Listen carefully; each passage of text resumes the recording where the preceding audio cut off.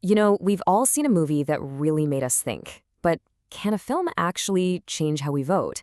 Or maybe, and this is the interesting part, could it convince us not to vote at all? Today, we're going to dig into how these political movies can totally rattle leaders and maybe reshape how we see our own role in democracy.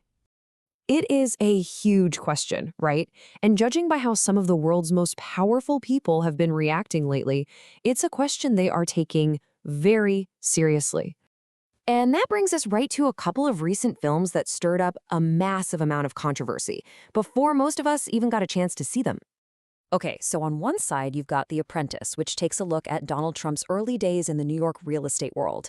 And then on the other, you have The Bibi Files, a film that pulls together these critical recordings and documents from the career of Israeli Prime Minister Benjamin Netanyahu. So what happened? Well, the reaction was immediate, and it was intense. Trump's campaign threatened a lawsuit, and to this day, The Apprentice is having a really tough time finding a U.S. distributor. At the same time, Netanyahu went to court to block the Bibi Files, which basically buried the film from public view in a lot of key countries.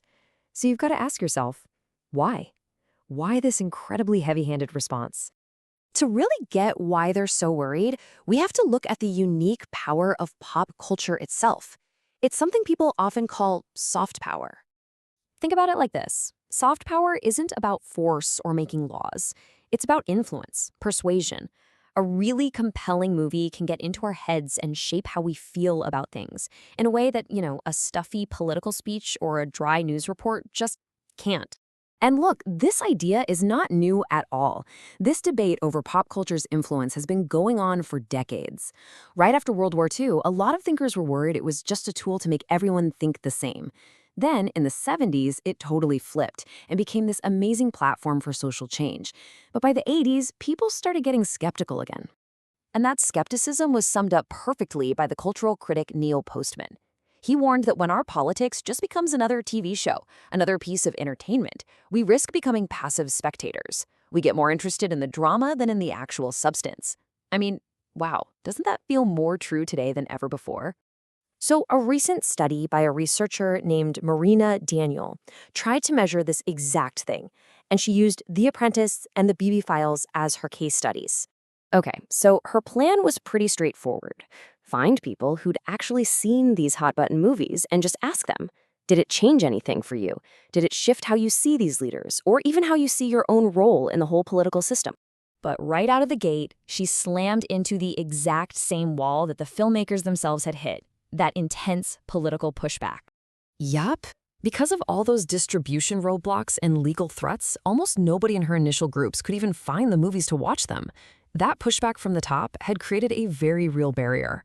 So after reaching out to literally thousands of people on multiple continents, the final number of people she found who had actually managed to see the films was just 10. Yeah, 10 people. A tiny sample, no doubt. But what they had to say was absolutely fascinating. So what did this little group of 10 actually think? Well, the results were definitely not what you might expect. First question, did these films change anyone's mind? The answer is not really.